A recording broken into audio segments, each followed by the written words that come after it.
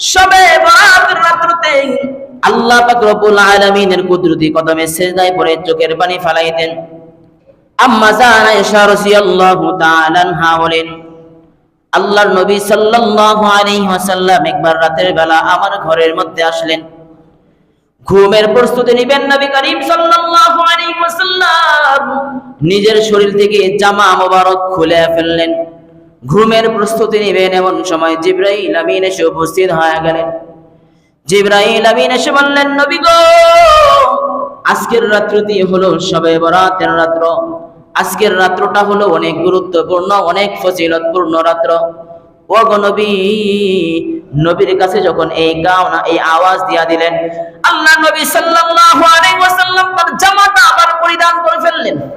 নবী করিম সাল্লাল্লাহু আলাইহি ওয়াসাল্লাম জামাটা পরিয়া আবার সেই ঘর থেকে বের হয়ে গেলেন। আম্মা জান আয়েশা রাদিয়াল্লাহু তাআলা আনহা বলেন, আমি ভাবলাম হয়তো নবী কোনো বিবির ঘরে মনে হয় যাইতেছে। আল্লাহ নবীর পিছনে পিছনে আম্মা জান আয়েশা রাদিয়াল্লাহু আল্লাহ নবী সাল্লাল্লাহু আলাইহি ওয়াসাল্লাম শবে বরাতের রাত্রিতে দেখলেন জান্নাতুল বাকির মধ্যে গেছে। জান্নাতুল বাকি কবরস্থানের মধ্যে গেলেন। আল্লাহ নবী সাল্লাল্লাহু আলাইহি ওয়াসাল্লাম কবরস্থানের মধ্যে যাইয়া আল্লাহ নবী সাল্লাল্লাহু আলাইহি ওয়াসাল্লাম সকলের কবর জিয়ারত করলেন। সকলের কবর জিয়ারত করার পর সকলের জন্য দোয়া করলেন। দোয়া করিয়া আবার নবীজি নিজের ঘরের মধ্যে চলে আসলেন। ঘরের মধ্যে এসে দেখলেন আম্মা জান আয়েশা তিনি ফুপাচ্ছে, তিনি হাঁপাচ্ছে। আল্লাহর নবী জিজ্ঞেস করলেন, আয়েশা রে, বলো না কেন তুমি হাঁপাও? কি হয়েছে তোমার, কি হয়েছে, কেন তুমি হাঁপাইতেছ? আল্লাহর নবী সাল্লাল্লাহু আলাইহি ওয়াসাল্লাম যখন এই কথা জিজ্ঞেস করলেন, আম্মা জান আয়েশা বলল, নবী গো, আপনি যখন আমার ঘর থেকে বের হয়ে গেছেন তখন আমার মনে সন্দেহ জাগছে, মনে হয় কোন জায়গায় আপনি যাইতেছেন। এই সন্দেহ করিয়া আপনার পিছু ধরছিলাম, দেখলাম আপনি জান্নাতুল বাকির মধ্যে গেলেন, আপনি গিয়া কবর জিয়ারত করলেন, আপনি গিয়া দোয়া করলেন। এই অবস্থা দেখা কেন আল্লাহর নবী, এই অবস্থা কেন আপনার হইল?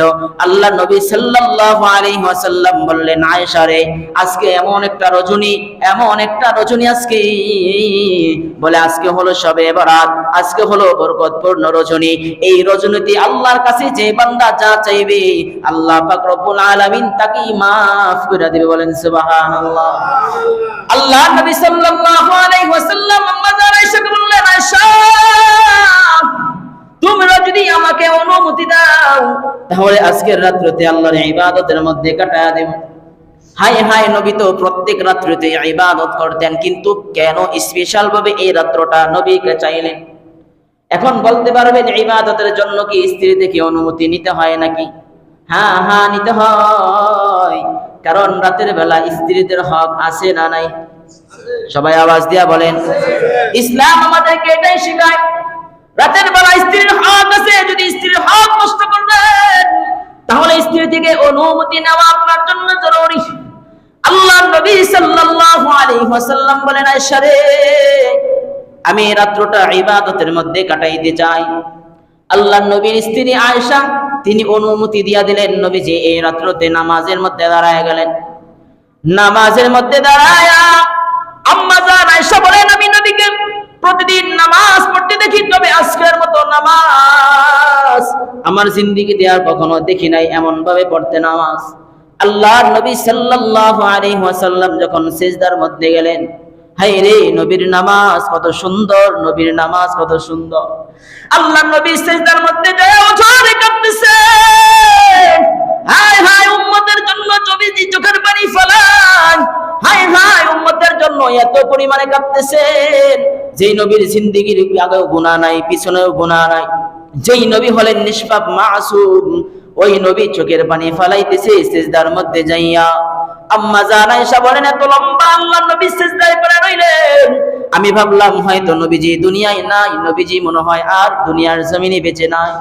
আমি গিয়া নবীজির পায়ের মধ্যে চিমটি কাটলাম।